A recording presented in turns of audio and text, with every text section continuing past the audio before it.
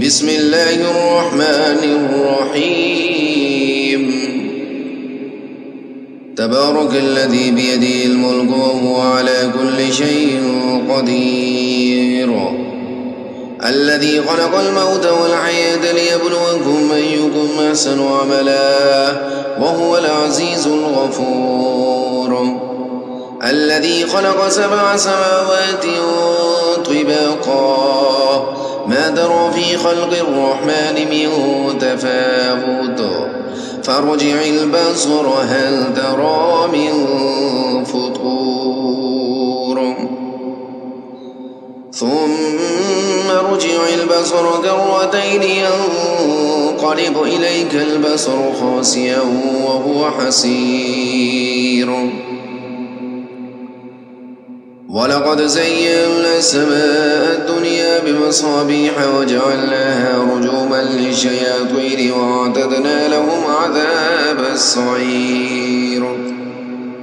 وللذين كفروا بربهم عذاب جهنم وبئس المصير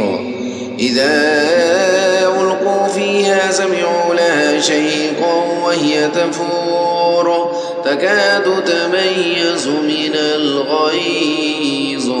كلما ألقي فيها فوج سألهم خزنتها ألم يأتكم نذير قالوا بلى قد جاءنا نذير فكذبنا وقلنا ما نزل الله من شيء إن أنتم إلا في ضلال كبير وقالوا لو كنا نسمع أو نعقل ما كنا في أصحاب السعير فاعترفوا بذنبهم فسحقا لأصحاب السعير إن الذين يخشون ربهم بالغيب لهم مغفرة وأجر كبير وأسروا قولكم بجهروا به إنه عليم بذات الصدور ألا يعلم من خلق وهو اللطيف الخبير هو الذي جعل لكم الأرض ذلولا فامشوا في مناكبها وكلوا من رزقه وإليه النشور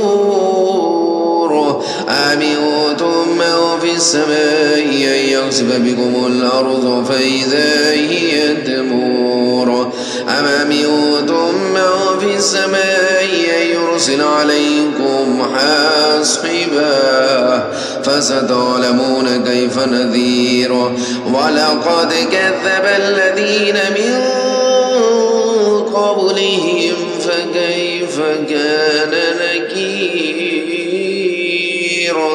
أولم يروا إلى الطير فوقهم صافات ويقبضن ما يمسكهن إلا الرحمن إنه بكل شيء بصير أمن هذا الذي هو جند لكم ينصركم من دون الرحمن إن الكافرون إلا في غرور أمن هذا الذي يرزقكم من أمسك رزقه بل لجوا في عتب ونفور أفمن يمشي مكبا على وجهه أهدى يمشي سويا على صراط مستقيم قل هو الذي يغشاكم وجعل لكم السمع والأبصار والأفئدة قليلا ما تشكرون قل هو الذي ذرأكم في الأرض وإليه تحشرون ويقولون متى هذا الوعد إن كنتم صادقين قل إنما العلم عند الله وإنما أنا نذير مبين فلما رأوه زلفة سيئت وجوه الذين كفروا وقيل هذا الذي كنتم